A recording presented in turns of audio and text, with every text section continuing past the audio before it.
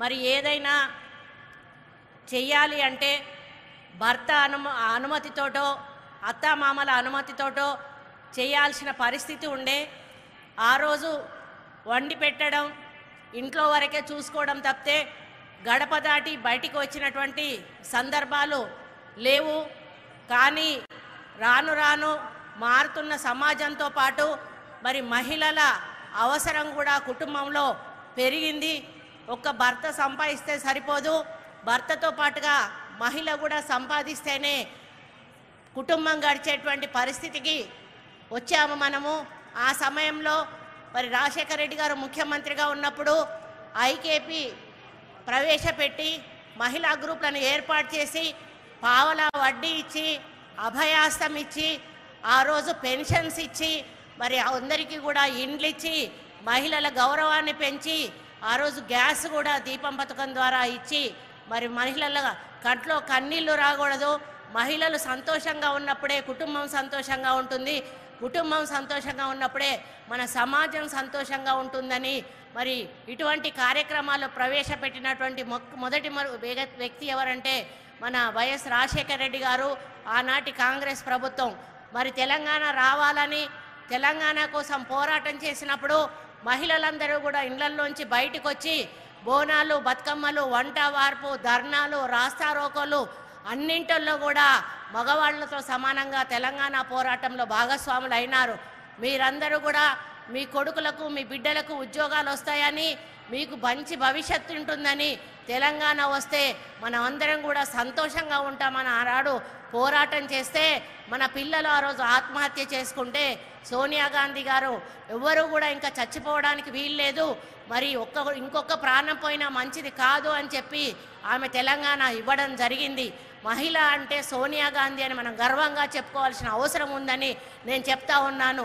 UPA చైర్పర్సన్గా మహిళగా ఆమె ఎన్నో అభివృద్ధి సంక్షేమ కార్యక్రమాలు చేపట్టినటువంటి ఘనత కూడా సోనియా గాంధీ గారిదని తెలియజేస్తూ ఉన్నాను. మరి అంతకుముందు మనం రాజకీయాల్లో పోటీ చేసే వాళ్ళం కాదు. ఎప్పుడైతే రాజీవ్ గాంధీ గారు 33% రిజర్వేషన్ లోకల్ బాడీల్లో ప్రవేశపెట్టారో అప్పటి నుంచి మహిళలు సర్పంచ్లుగా, ఎంపీటీసీలుగా, జెడ్పీటీసీలుగా, ఎంపీపీలుగా, జెడ్పీ చైర్మన్లుగా, ఎమ్మెల్యేలుగా, ఎమ్మెల్సీలుగా ఈరోజు కొనసాగుతున్నారు. అంటే ఆ రోజు రాజీవ్ గాంధీ గారు కాంగ్రెస్ ప్రభుత్వ హయాంలో ప్రవేశపెట్టిన 33% రిజర్వేషన్ దానికి ఉదాహరణ అని చెప్తా ఉన్నాను.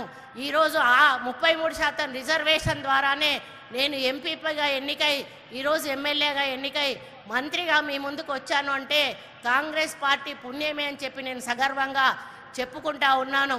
కాబట్టి ఏ తెలంగాణ అయితే మనం తెచ్చుకున్నామో, ఎంతో ఆశపడ్డామో, మన పిల్లల భవిష్యత్తులు బాగుపడతాయి, మనకి ఇండ్లు వస్తాయి, మన వ్యవసాయం పండుగ అవుతుంది, మరి మనకు అన్ని సౌకర్యాలు కలుగుతాయని.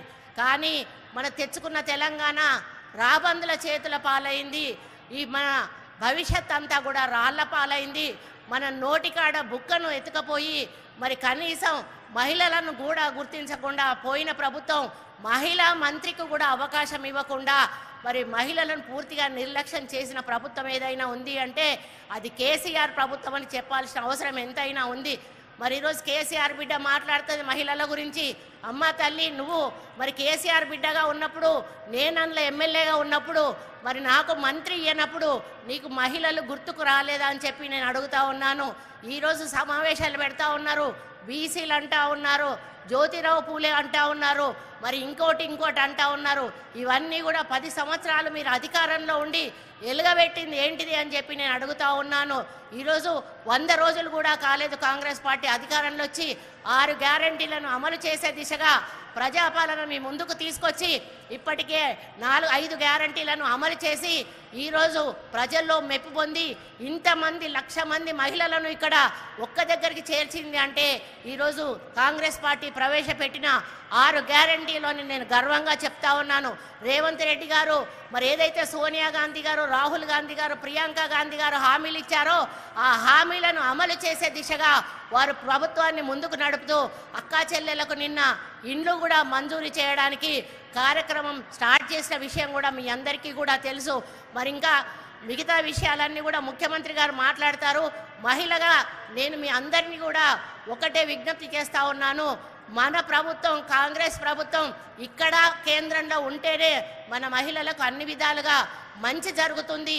ఇప్పటికే తెలంగాణలో మహిళలు తలెత్తుకు తిరిగే విధంగా 100 రోజుల్లోనే కార్యక్రమాలు అమలు చేసి చూపించిన ఘనత మన రేవంత్ రెడ్డి గారిది. కాబట్టి ఇక ముందు కూడా మనం తలెత్తుకు తిరగాలంటే ఎల్లవేళ కాంగ్రెస్ పార్టీకి అండగా ఉండాల్సిన బాధ్యత మన మహిళలందరిది అని తెలియజేస్తా ఉన్నాను. గతంలో మన మొగుళ్ళని అడిగి అంటే మన భర్తలను అడిగి మనం ఓటెవరికి వేయాలి అని చెప్పి ఆలోచించి వేసేవాళ్ళం. కానీ ఈరోజు అటువంటి పరిస్థితి లేదు. మీకు మీరుగా ఆలోచించి ఓటు వేసుకునేటువంటి ఆలోచన, ధైర్యం, స్థైర్యం మీలో ఉన్నది. కాబట్టి ఏ ప్రభుత్వం అధికారంలో ఉంటే బాగుంటుందో ఇప్పటికే మీకు అర్థమైంది. అటువంటి ప్రభుత్వానికి మీరు అండగా దండగా ఉండి ఆశీర్వదించి ముందుకు నడపాలని మిమ్మల్ని కూడా విజ్ఞప్తి చేస్తూ మీ అందరికీ కూడా పేరు పేరున ధన్యవాదాలు అర్పించుకుంటూ సెలవు తీసుకుంటాను. జై కాంగ్రెస్. Thank you madam.